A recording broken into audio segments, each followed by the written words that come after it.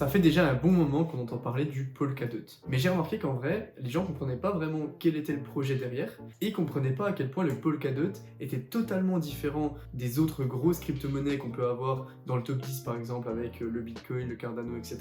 L'Ethereum, qui sont des plateformes qui réunissent des blockchains ou des smart contracts, ce qui n'est absolument pas le cas du Polkadot. Et donc je me suis dit que j'allais essayer de vous expliquer ce que c'était le Polkadot, puisque c'est un écosystème très complexe, mais qui peut vraiment être une révolution et un incontournable dans le monde de l'internet de demain. Est-ce que vous connaissez le motif Polkadot? Vous savez, c'est les petits points qu'on peut avoir sur les tissus, etc. Ça s'appelle Polkadot. Et ben, c'est pas pour rien que Polkadot s'est appelé comme ça. Le Polkadot, c'est un protocole de nouvelle génération qui unit tout un réseau de plusieurs blockchains interconnectées. Le réseau Polkadot, il facilite la scalabilité, c'est-à-dire le nombre de transactions par seconde, en permettant à ces blockchains spécialisées de communiquer entre elles dans un environnement qui sera garanti comme sécurisé et totalement transparent. Le protocole Polkadot, il est conçu pour connecter et sécuriser des blockchains uniques, mais ça peut être tout autant des blockchains publiques que des réseaux privés, des oracles ou d'autres technologies de ce qu'on appelle le Web 3.0. Le motif Polkadot, vous voyez, c'est un ensemble de points, et l'objectif du protocole Polkadot, c'est de créer un Internet où un grand nombre de blockchains indépendantes peuvent échanger des informations sous des garanties de sécurité communes. Vraiment de créer un énorme réseau qui réagirait aux mêmes règles. Et donc le réseau Polkadot, il permet de transférer non pas seulement des tokens, comme on pourrait le croire, mais aussi des données arbitraires. Par exemple des transactions ou des informations. Et j'ai remarqué qu'on avait trop tendance à faire l'amalgame entre la blockchain et les crypto-monnaies. Les gens ont du mal à comprendre que les crypto-monnaies, c'est pas la seule utilisation possible de la blockchain. En fait, la blockchain, c'est un livre, et ce qui est écrit dedans, c'est la crypto-monnaie. Mais il faut vraiment comprendre que les crypto-monnaies sont totalement dépendantes de la blockchain pour exister, mais la blockchain a bien d'autres utilisations qui ne prennent pas forcément en compte les crypto-monnaies. C'est juste que en ce moment, les crypto-monnaies sont les pionniers d'utilisation de la blockchain, mais c'est un écosystème beaucoup plus vaste et beaucoup plus complexe qui peut être utilisé à plein d'autres utilisations, et notamment au stockage d'informations et de transactions d'une manière totalement confidentielle. La blockchain n'a vraiment pas besoin des tokens et des crypto-monnaies pour exister. Et donc le réseau de Polkadot, comme je disais, il permet de transférer des crypto-monnaies, des tokens, mais pas que, aussi ce qu'on appelle des données arbitraires, à travers les blockchains qu'ils vont relier entre eux. Grâce à la technologie du Polkadot, il est possible de créer des applications qui obtiennent des données d'une blockchain privée et qui les utilisent sur une blockchain publique. En gros, je vous donne un exemple. Imaginez par exemple une école qui stocke les données de ses dossiers de ses élèves sur une blockchain privée, donc avec les notes, les appréciations, etc. Et bien cette école, elle pourrait fournir des preuves de vérification à une blockchain publique sans avoir à divulguer les informations confidentielles de sa blockchain privée. Et c'est ça qui est très intéressant, c'est que du coup, l'écosystème Polkadot, il permet de surfer parfaitement entre la transmission des informations, mais tout en gardant une sécurité et une confidentialité, puisqu'on est sur la blockchain et que tout est ouvert et ne peut pas être changé. Maintenant, on va parler des fondateurs du Polkadot. Et vous allez voir que c'est très intéressant. Le projet Polkadot, il est porté par la Web3 Foundation, qui est une organisation basée en Suisse et fondée en 2017 par nul autre que Gavin Wood. Pour ceux qui ne savent pas, Gavin Wood, c'est juste le cofondateur d'Ethereum avec Vitalik Buterin. Et en fait, cette société, la Web3 Foundation, elle a pour but de superviser et de promouvoir les technologies et les applications décentralisées. Et donc c'est cette organisation qui a chargé la société Parity Technology de construire le protocole Polkadot. L'équipe de Parity Technology, elle est fondée par Gavin Wood, donc le boss, et elle comporte une équipe de génies qui est composée d'ingénieurs en système distribué, de cryptographes, d'architectes système et de chercheurs. Donc la team derrière le Polkadot est très prometteuse. Mais qu'est-ce qu'elle a créé complètement et à quoi va servir le Polkadot?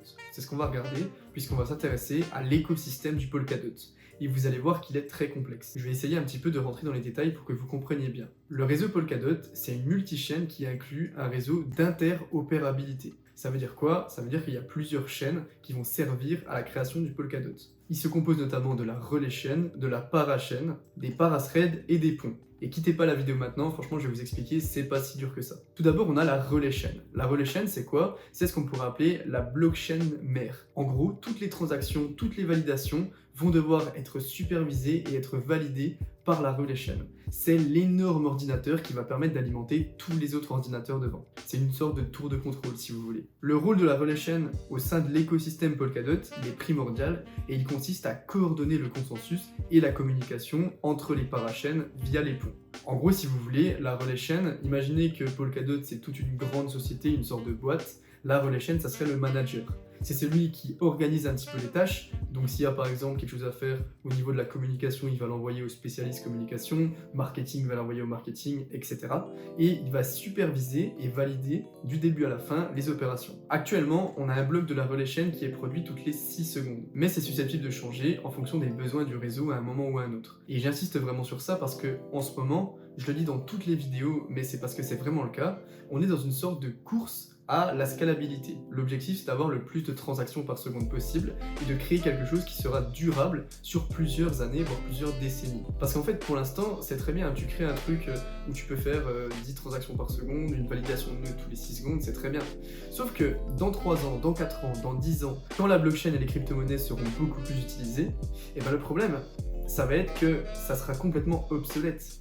Et le travail de 5 ans, de 10 ans, si la scalabilité n'est pas bonne, ça ne servira à rien.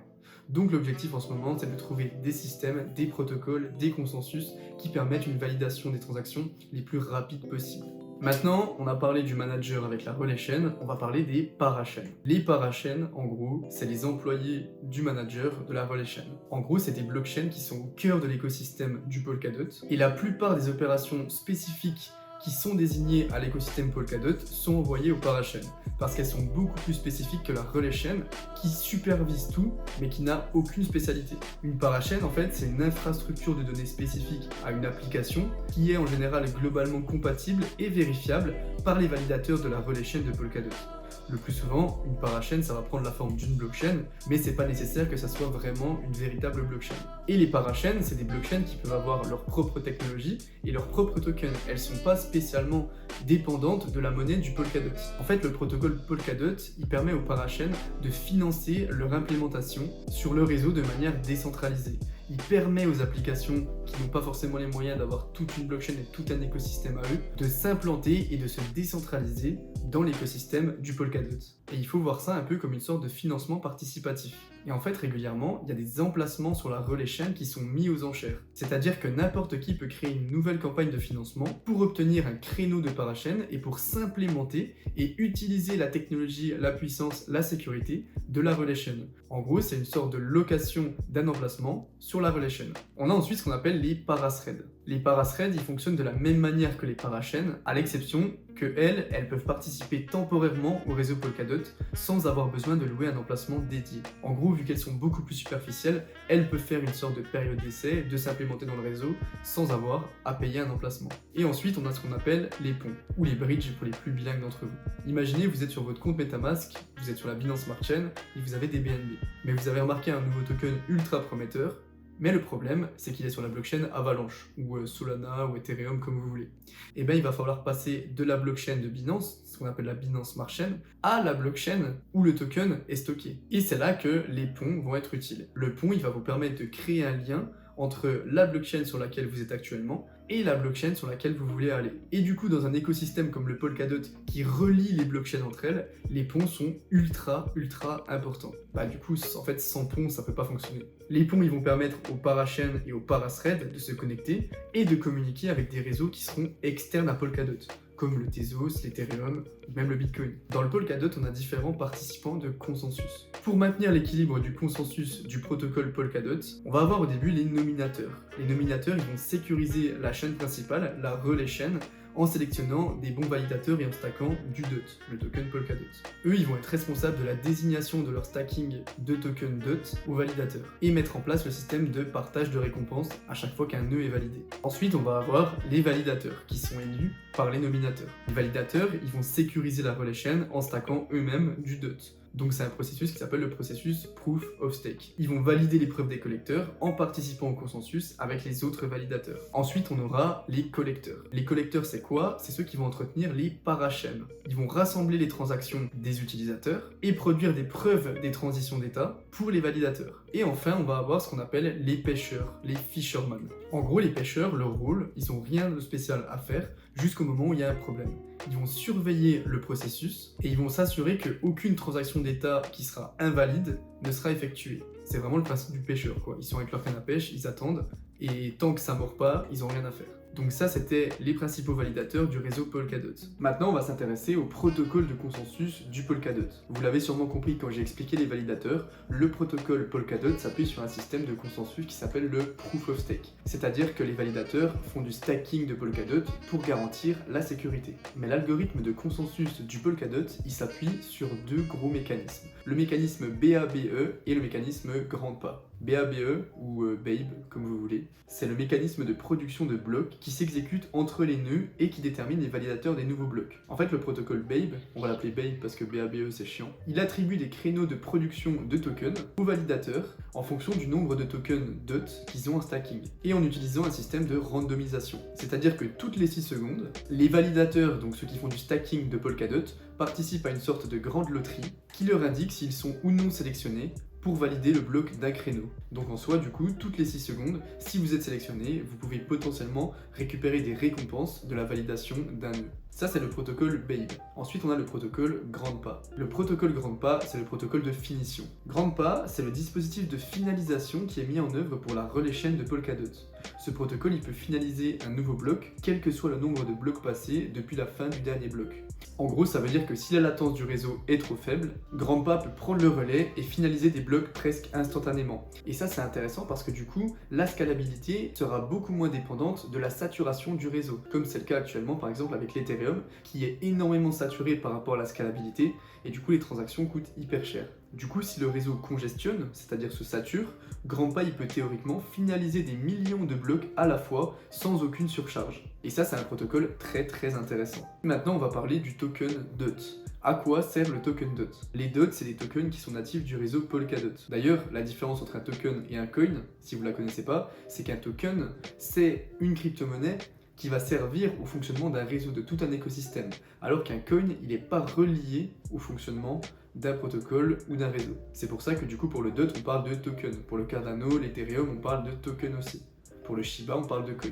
Contrairement au Bitcoin et ses 21 millions de Bitcoins en circulation qui sont fixes, le DOT il est inflationniste. C'est-à-dire qu'il n'y a pas de nombre maximum de tokens en circulation. L'inflation évidemment, elle est totalement faite exprès et elle est conçue pour être 10% la première année. Et les récompenses qui vont être octroyées aux validateurs seront en fonction du montant du DOT stacké par ces derniers. L'objectif en fait, c'est de garantir la sécurité en récompensant les mineurs et les validateurs. C'est pour ça que Polkadot a prévu de forger ou de brûler des tokens DOT pour récompenser les nœuds qui participent au fonctionnement du réseau et qui contrôlent le taux d'inflation. Sauf que le token DOT, c'est pas uniquement une crypto-monnaie d'échange et vous allez voir qu'elle a un vrai intérêt. Le DOT, il a 3 fonctions qui vont être bien distinctes.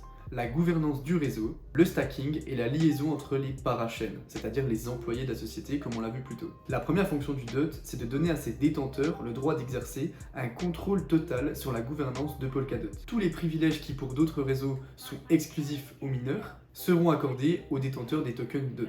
Et ça c'est très intéressant parce que du coup ça encourage le holding et le stacking. La deuxième fonction du DOT, c'est de faciliter le mécanisme de consensus du protocole Polkadot. Pour que la plateforme fonctionne et permette d'effectuer des transactions valables entre les parachaînes, Polkadot s'appuie sur les détenteurs de tokens DOT. Donc en gros, le système Polkadot, il s'appuie vraiment sur sa communauté et les détenteurs de tokens ont un vrai rôle à jouer dans beaucoup de mécanismes du succès du token et de l'écosystème. Et du coup, la liaison des parachaînes. C'est la troisième fonction du DOT et c'est la possibilité d'ajouter de nouvelles parachaînes en liant le DOT qu'on appelle les bonding. Donc comme avec le stacking, c'est une nouvelle preuve de participation. Le Polkadot, c'est un projet très intéressant. On vous fera une analyse technique dans les jours à venir, mais c'est vraiment ce genre de projet qui m'intéresse parce que c'est un projet futuriste tourné vers l'avenir. Mais j'aime pas trop parler de futuriste, on peut parler plutôt de visionnaire. C'est vraiment un écosystème qui a pour but de créer une nouvelle facette de l'Internet et l'évolution de l'Internet. Donc forcément, ça prend énormément de temps, parce que c'est un réseau et un projet qui est genre ambitieux, mais un truc de fou. Mais si jamais l'écosystème est de plus en plus adopté, ce qui est totalement le cas, ça peut devenir vraiment un incontournable de l'Internet et du monde des crypto-monnaies. Le projet Polkadot, il a fait une levée de fonds totale de 183 millions de dollars au cours de plusieurs, ce qu'on appelle des ICO, donc des levées de fonds. Et l'équipe de Polkadot est soutenue par les plus gros mastodontes de la technologie, de la blockchain, de la crypto-monnaie. Donc honnêtement, vous savez que pour l'instant sur cette chaîne, on s'intéresse aux projets qui sont holdables en long terme, et je rajouterai largement le Polkadot dans mon bag, qui peut être vraiment très intéressant, et qui peut vraiment devenir énorme dans les années à venir. Merci d'avoir regardé la vidéo, dites-moi si vous croyez au projet Polkadot, s'il vous intéresse.